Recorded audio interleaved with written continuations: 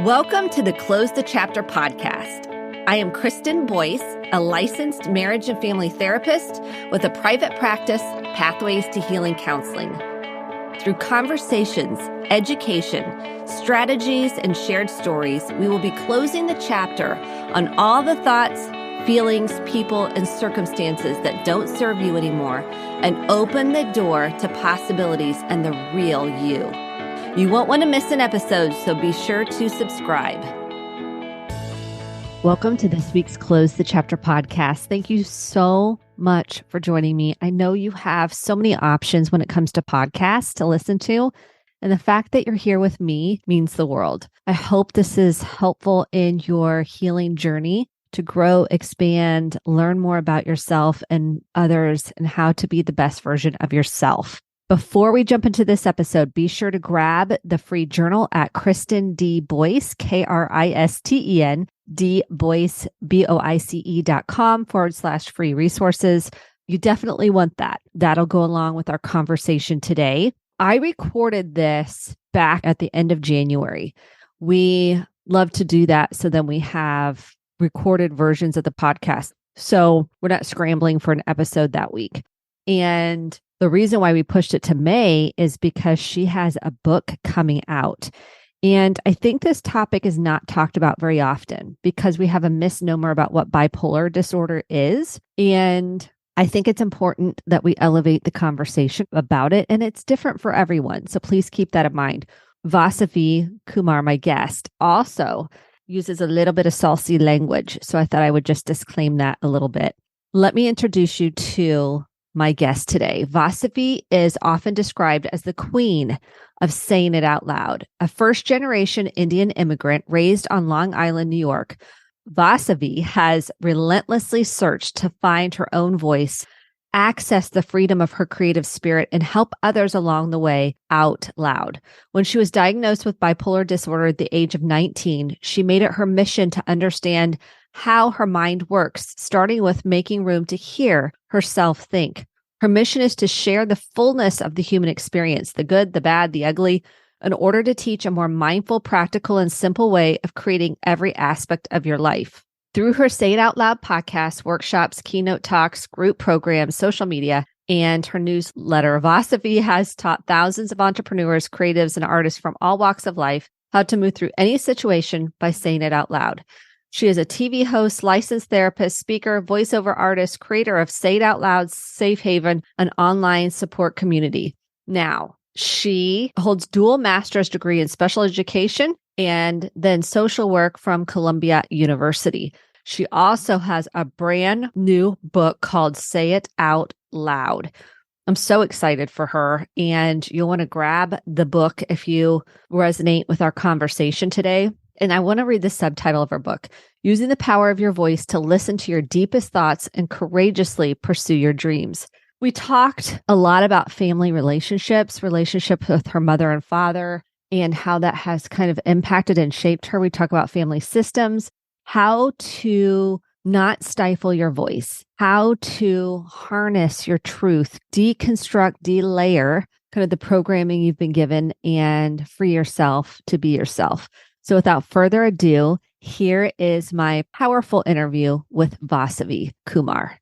Welcome to this week's Close the Chapter podcast. I am having an encore guest because she was so impactful, helpful to so many people that listened to the episode. I'll link the previous episode in the show notes. She is coming out with her book. She had mentioned it and kind of teased it on the last episode, and it's finally going to hit stores May 16th. It's called Say It Out Loud. Vasavi, welcome back. Thank you so much, Kristen. I just want all your listeners to know how kind and generous you are having me back on the podcast. I don't take it for granted. I'm really happy and appreciative to be here today. Thank you. I am so grateful you're here with us to talk about your mental health journey. You're a therapist, retired therapist, coach. You're doing so many amazing things in your life, and you're still on a journey of healing and self-discovery. And that's one of the most important factors I wanted to say today, because we think we hit a finish line and we really don't. It's a delusion. It's a sham. We're ongoing delayering ourselves. It will be for the rest of my life because it helps me feel more alive. So I'm so glad you're here with me to talk about kind of your journey with bipolar disorder, how you've learned to have more clear, direct, and authentic conversations, and listening to how to discern the different voices in your head. So tell me when you discovered you had bipolar disorder. Let's start there. Yeah. So it's really interesting. I was a sophomore in college. I went to BU, Boston University, for 2 years. When I was a freshman, I was like, oh my God, a fish out of water, or like a bird that's been caged, because I grew up in a very sheltered home. I'm a first generation Indian immigrant. My parents, of course, were like, didn't want their daughters to be like tainted by American culture. Their philosophy was to keep us sheltered and say no a lot. So when I went to college, I went buck wild when I was a freshman. And it was freshman year. No, it was sophomore year that my behavior was very indicative of, it was very manic, is what we would like classify as manic symptoms, right? Hypersexual. I drank a lot. I used a lot of drugs. I basically had 2 to 3 hours of sleep. I wasn't doing well in school, obviously, because of all these lifestyle habits and changes that I had. But I was taking a psychology class because I've always been interested in why people are the way they are, or why I was the way I was. It really wasn't, it was about me. And I remember we did a whole section on mood disorders. And then I was studying about bipolar disorder, and I was looking through the manic symptoms, and I'm like, I have all of these. But I was like, whatever. I just disregarded it. But I couldn't finish school because I had a 1.3 GPA. I was using cocaine all the time. I was sleeping around a lot, just very outside of my upbringing and my character and how I normally have lived my life. And so my mother, sophomore year of college, she goes, and by the way, I rarely listen to my mother, but when she said to me, I think you need to come home, I said, okay. And I came home and I said to her, she's a doctor. I said, I think I have bipolar disorder. And she asked me, why do you think you have that? But I couldn't tell her, Mom, I've been promiscuous. Mom, I've been using cocaine. I couldn't tell her that because of the culture. I told her instead, I have racing thoughts. I don't sleep a lot. I told her the safe stuff. She didn't know the whole truth. But then she did. When I transferred back home and I moved back to New York, we went to a psychiatrist, Dr. David Ginsburg on 59th and Lexington, one of the best psychiatrists in New York. And he said to my mom, your daughter's brilliant. She's spot on. She has bipolar disorder. So yeah, that's when I got diagnosed when I was 19 years old. In high school, did you have symptoms in high school or at middle school or as a child? Listen, here's how I feel about having bipolar disorder. I've been allowing myself, I use cannabis to help my brain. Cannabis has helped me a lot with my impulsivity, with how I treat myself. I've slowed down a lot. And what I've come to understand is my bipolar disorder didn't start in high school. When I think about the bipolar part of my brain, it is the most traumatized part of my brain that has felt it has to be vigilant and make sure that no one's going to hurt me again. I remember this. I had taken an edible, Kristen, and I allowed myself to melt. I like to use cannabis medicinal. I enjoy melting into my body. I've allowed a lot of repressed memories to come to the surface. And I remember maybe 4 years old, I think I had just started nursery school, South Shore Country Day School. And I remember this memory. It's the earliest memory I have of feeling the most extreme abandonment. I felt my mom, she's wearing her white coat because she's a doctor.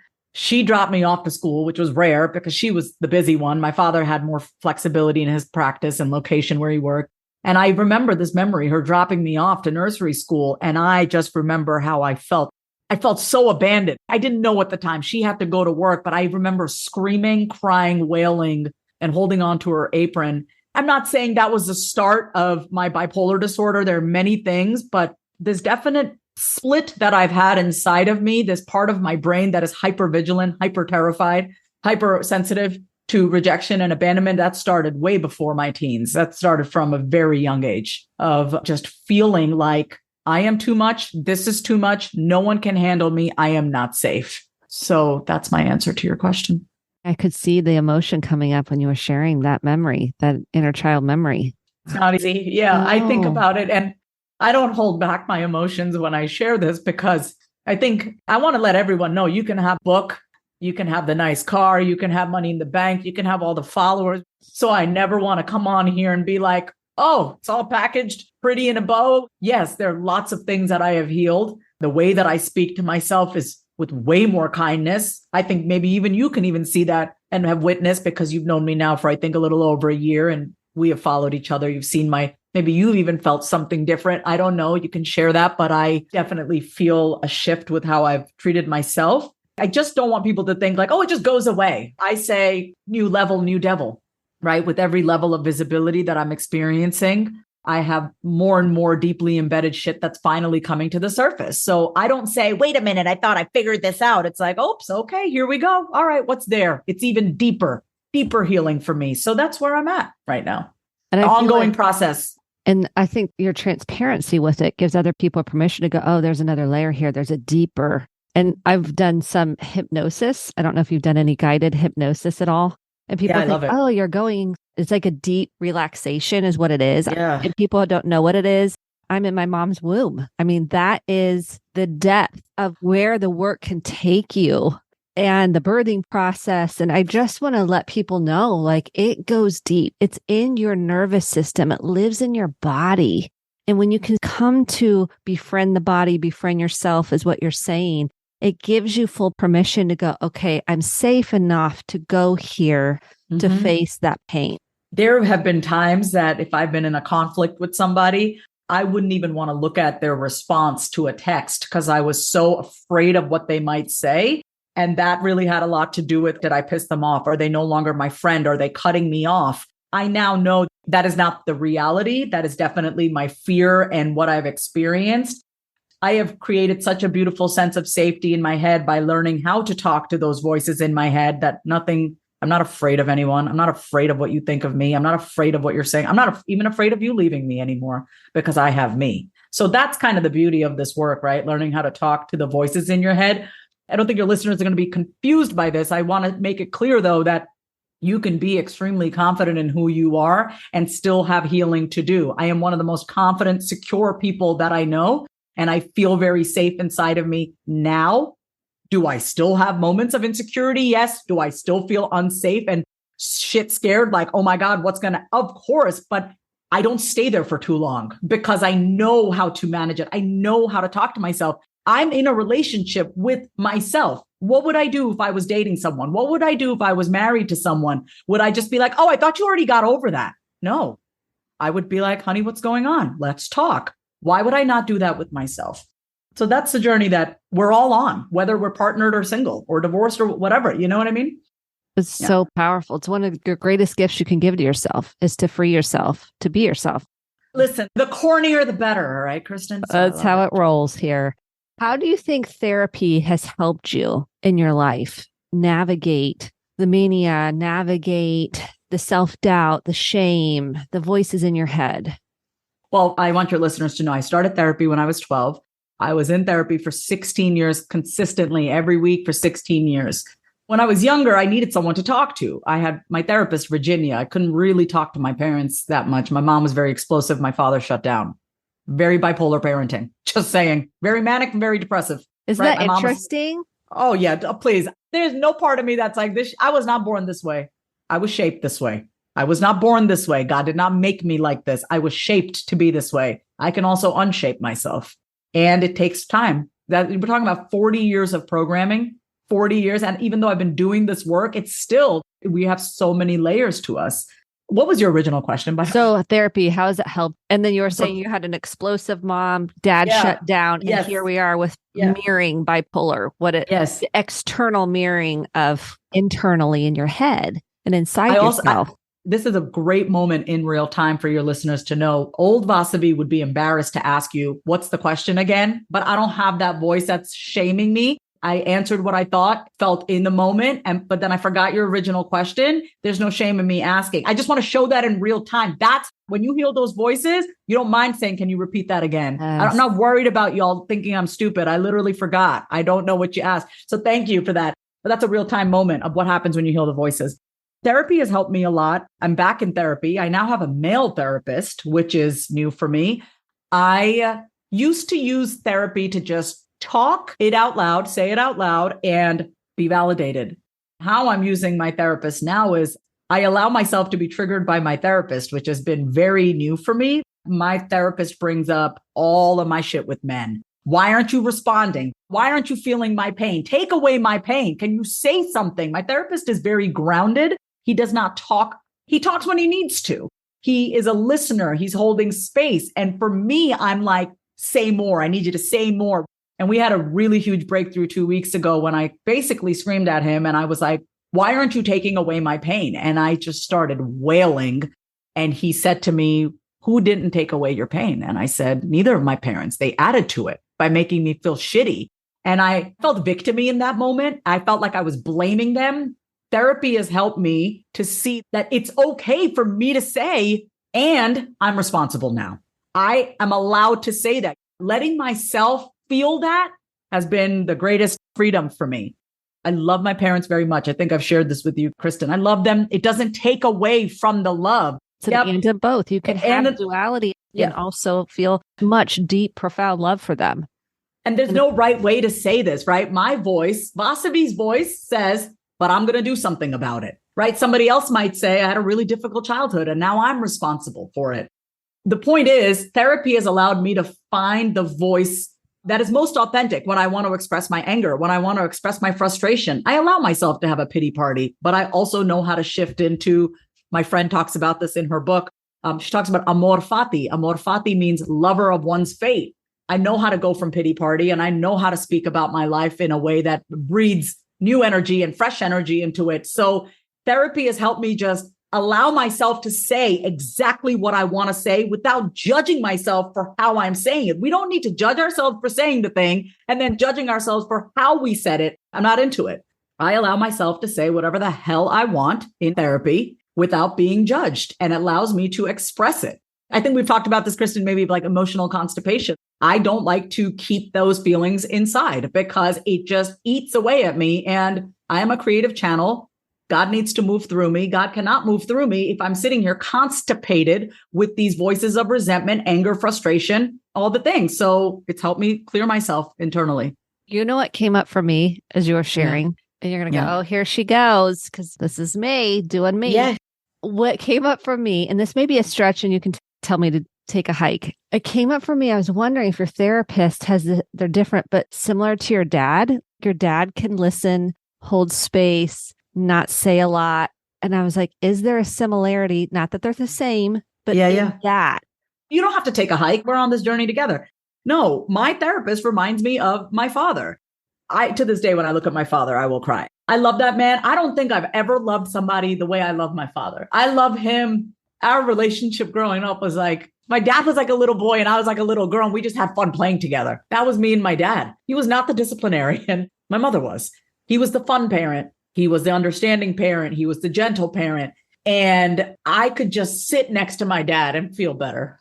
But I'm older now and I want someone to speak to me. I want to know that you hear me. I want to know that you understand me. And I need you to say something sometimes. Say it out loud. What's going on inside? You wanted your dad to say it out loud. And it's funny because now he has a neurological condition which keeps him from speaking, which hinders his speech, which is just so touche, man. That you were spot on. My therapist really brought up what I wanted from my own father, which was say something to make me feel better. I'm the child here. So I have shared that with my therapist and it's been healing. I've been able to heal that anger through my therapist. So I'm using my therapist in a different way now. It's very interesting. It's very new for me. And then wanting to protect you, maybe from your mom's explosiveness, say something, do something. Oh, yeah.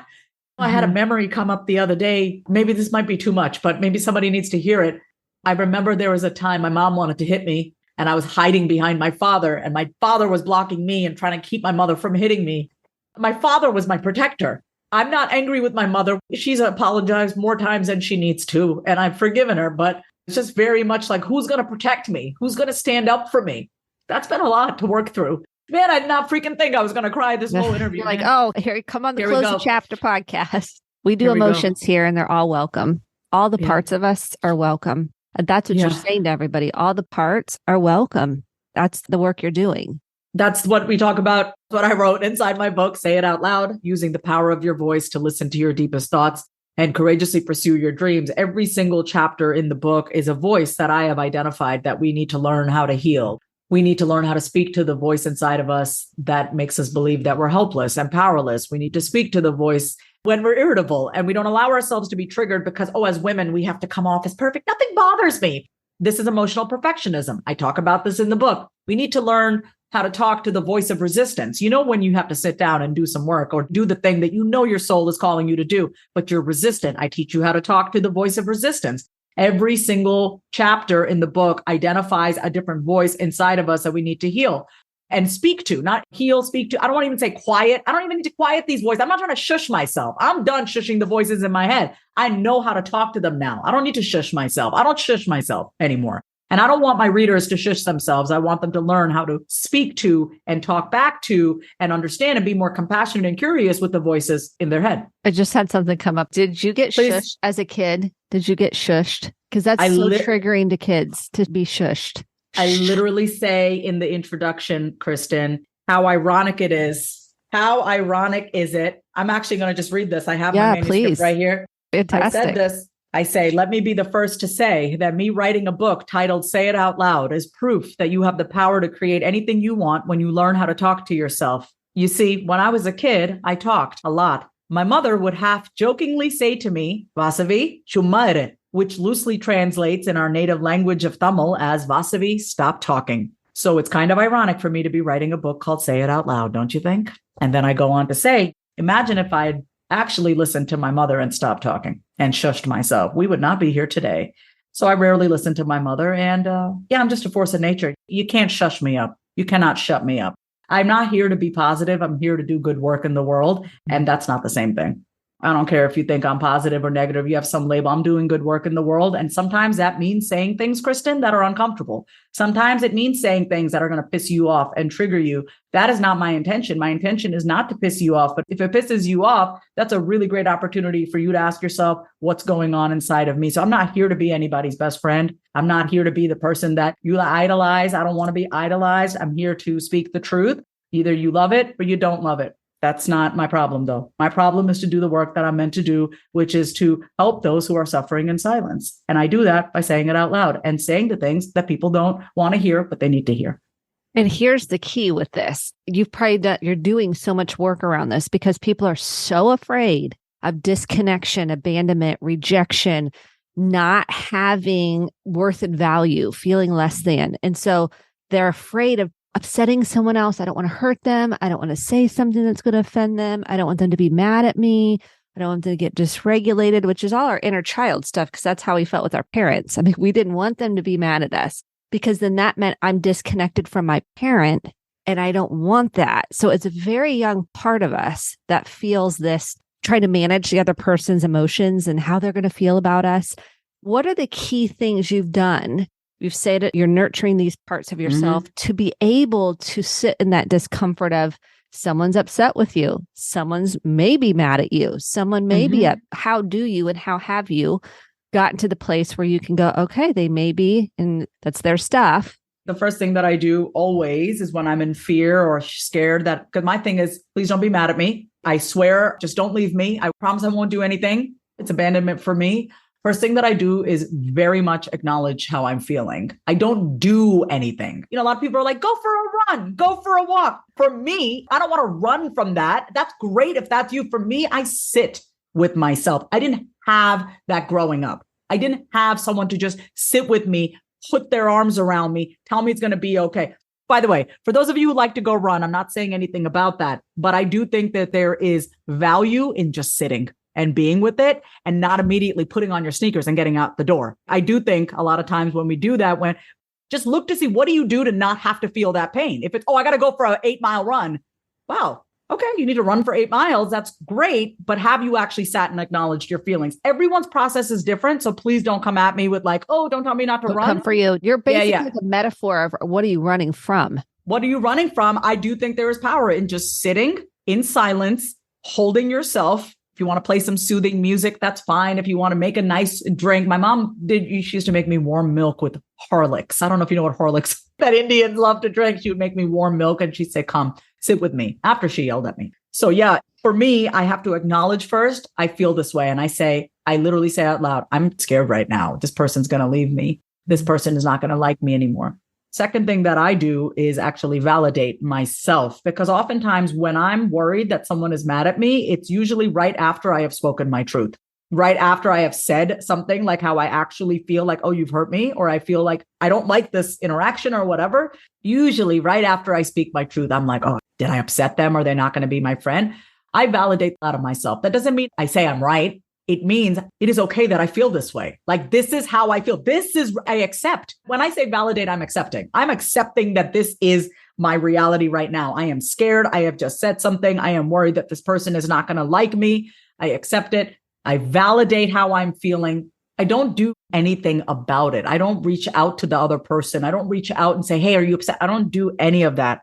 I have to spend time with myself to soothe myself and tell myself I'm going to be okay. And then from that calm place, if I want to reach out, I will. Typically what's happened is once I get myself to a calm state, it's easier for me to reach out, or my friend will reach out to me. I don't have a lot of conflicts. I'm just going to be really honest. At the age of 40, I don't have any friendships in my life that I don't feel safe around, that I don't feel safe in. So that's another thing that I want to say is I'm very grateful that I don't have a single person in my life that does not celebrate me and that does not love me for me. No one, except my family. I don't think my mom really knows what to do with me, but I think she has just accepted that this is who I am. And I'm not doing this for my parents. I don't need that anymore. I don't need that. My thing when I say to my mom is, I don't need you to agree with me.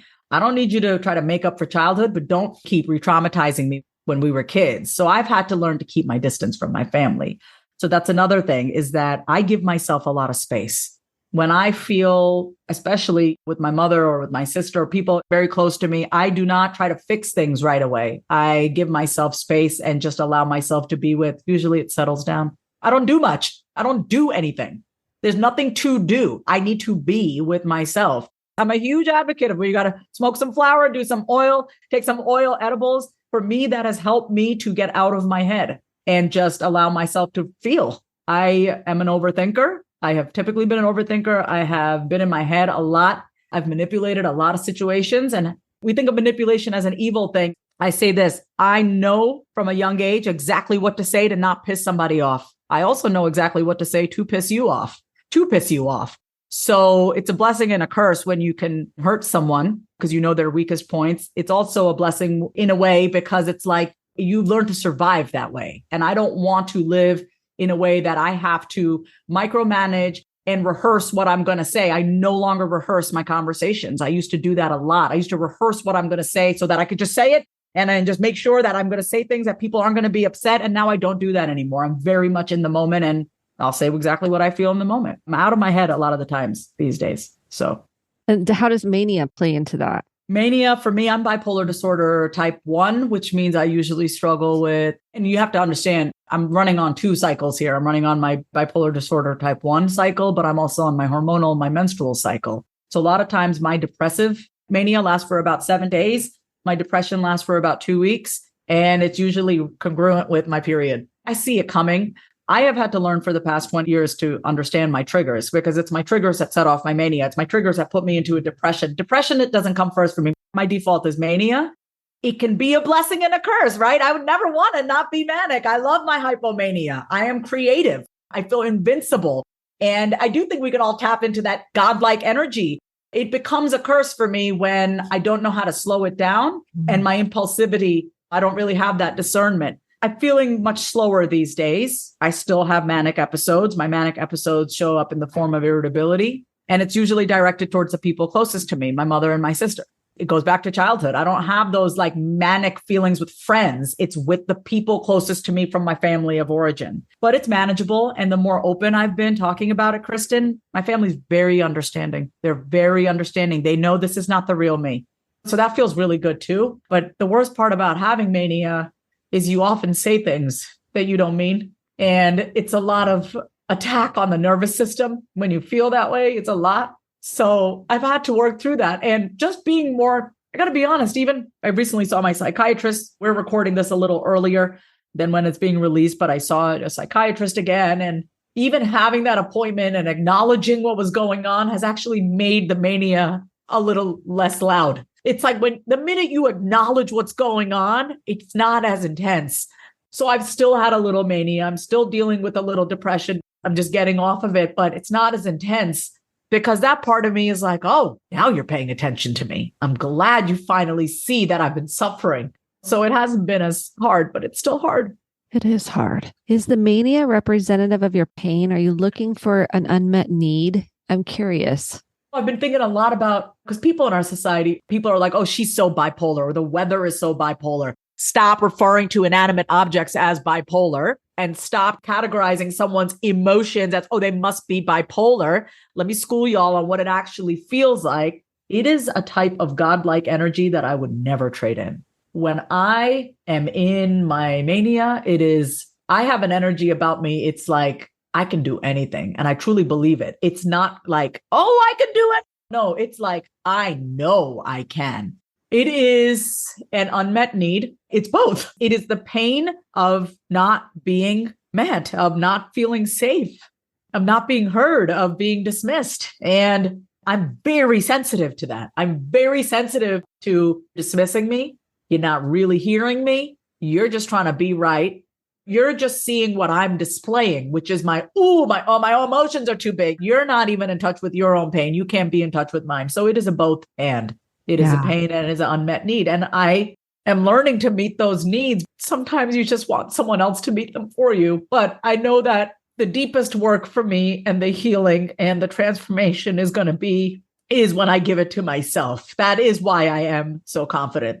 As I have tears coming down my eyes, that is why I do feel so secure and strong, is because I know I got me. I do fundamentally know that now, like I know. But it doesn't take away from the fact that it feels nice to get it from others. Yes. And I think that's so important to say, because when you're in pain or feel lonely or feel the sense of something's wrong with us, there is a longing, a thirst to have someone go, I love you. I care about you. They're witnessing your pain. They're acknowledging it.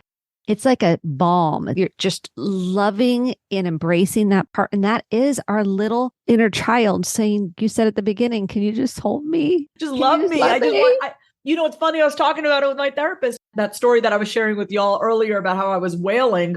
This always happens to me in therapy session. We have 10 minutes left and I unlock something and I'm wailing and it's fine. I never used to like having those open loops towards the end of therapy. But one thing that I've worked on with my clients, and I'm still back practicing therapy again, by the way, I'm no longer retired. I'm still taking on clients very specifically on voice coaching and communication. But I said to my therapist after I wailed, he's like, are you okay? I go, yeah, I just needed to cry. Yes. I needed someone not to judge me. I'm good. And I left therapy and I was like, okay, girls, where are we going out to dinner? That's what I want people to know is like, yes, I'm crying right now, but this has been like an emotional shower for me. It's been great. Like, yes, I've been crying pretty much this whole interview, but things have been released even while we've been talking, Kristen, like you being such a sweet, kind, genuine, soft, and so aware and so emotionally intelligent, like being around you, like this has been healing for me. Thank you. And so I want those of you who feel, oh, I can't express this. Oh, this is too much. Or no, it's not. You just have been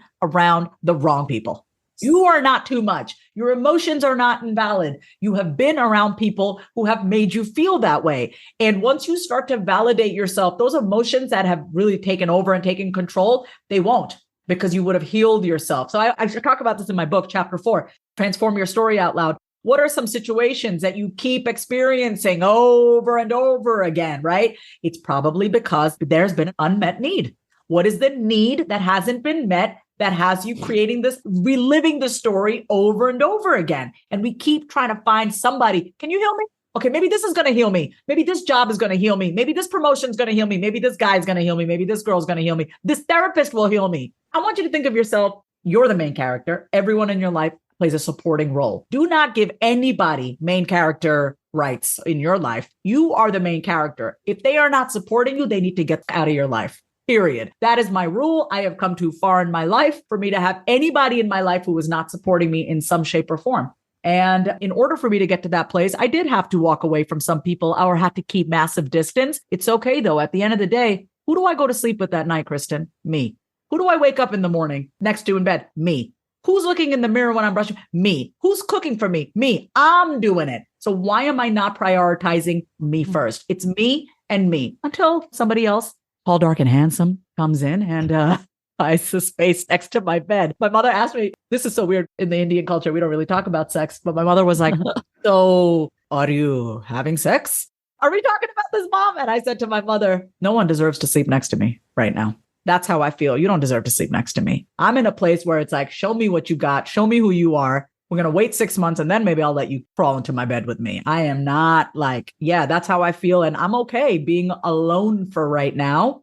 I'm open to love, but you're not going to just come slide up in here in my life, in my bed, nothing like that. And that is a result of me really loving myself. I like myself so much. Why would I allow anyone to enter into my life who does not treat me with the same standard that I treat myself with the same standards? Period. That is the benefit of you staying open to exploring yourself. Yeah. Then you can go, yeah, no, that's not okay with me. I'm good with these clear directive boundaries I have for myself.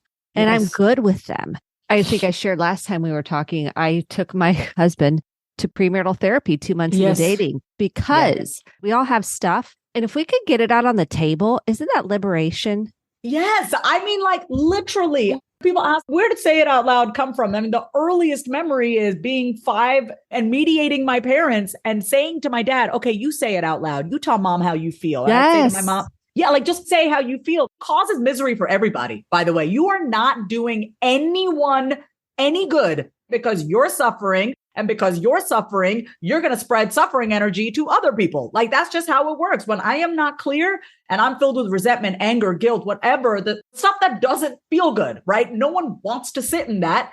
But the more you suppress your voice, the more you're going to sit in it. The more you say it out loud. And guess what? We all want to just be givers of love and we want to receive love. That's all we want as human beings. We want to give love. We want to receive love. It goes both ways. How can you give it if you're not feeling it on the inside towards yourself? And how can you receive it if you don't think you're worth it? And if you're filled with, I'm not worthy, all these voices in our head. So that's all we want. That is our job as human beings, is to give and receive love. That is it. And find your way to do it. My way is through these podcast interviews. My way is through these books, my social media content. When I work with my clients, funny stuff that I like to put out, we can show our love and creativity in so many ways. But if we have all these voices in our head, we will not be able to do the work that God wants us to do while we're here. It's so true. And then I think, and I know we're out of time, projection, like you stop projecting your stuff on other people. And in relationships, I see it all the time. I'm like, if you don't clear up what the unmet needs are, all of the voices in your head so you can discern, you're going to project that they don't want you. They don't like you. They think you're not enough. They think you're this, that, and the other. I mean, because we haven't done the work of accepting ourselves. So it clears that up too, not all the way, because we have to watch projection always. Yes. So where can people get your book? Kristen, thank you so much for asking. Everyone can go to sayitoutloudbook.com. Of course, my book is everywhere, Amazon, Target, Barnes & Noble, all the places. But if you go to sayitoutloudbook.com, you can order, come back to that page, put in your order number, and I have 2 great bonuses. One is going to be a virtual Say It Out Loud book club, which everyone's going to have a book in their hands at that point. So we're going to do a 1-month book club where every week we go through 3 chapters a week. There's 12 chapters. So we're going to do 3 chapters a week, crash course and Say It Out Loud. We'll get to spend time together. And then instant access, you do get a 12-step audio bonus audio program. So I recorded this. When I was in recovery, I used to listen to meditations when I need to re-listen to this step 4. I need to re-listen to step 6. So I was like, you know what? I should create like a 12-step audio program for people they can listen to at any time, whatever they're going through. You listen to my audiobook program, you're going to be able to talk to yourself through any situation. Just listen to my voice and as I guide you. So that's really cool. You can listen to that anytime you have stuff come up. Sayitoutloudbook.com. Awesome. Vasavi, I loved our time together. Thank you for your vulnerability and authenticity and just being real. And my big thing for people is you got to connect to your emotions. You got to be with them. It is the essence of the work. And really listening and discerning what is the real you and what voices are trying to show you, tell you, invite you into different spaces. So thank you so, so much. Cannot wait for the book. Go get it. Thank you. Say it out loud. And we're cheering you on. Thank you. Thank you so much for listening to the Close the Chapter podcast. My hope is that you took home some actionable steps along with motivation, inspiration, and hope for making sustainable change in your life. If you enjoyed this episode, click the subscribe button to be sure to get the updated episodes every week and share with a friend or a family member. For more information about how to get connected, visit Kristen, Kristen, Boyce, BOICE.com. Thanks and have a great day.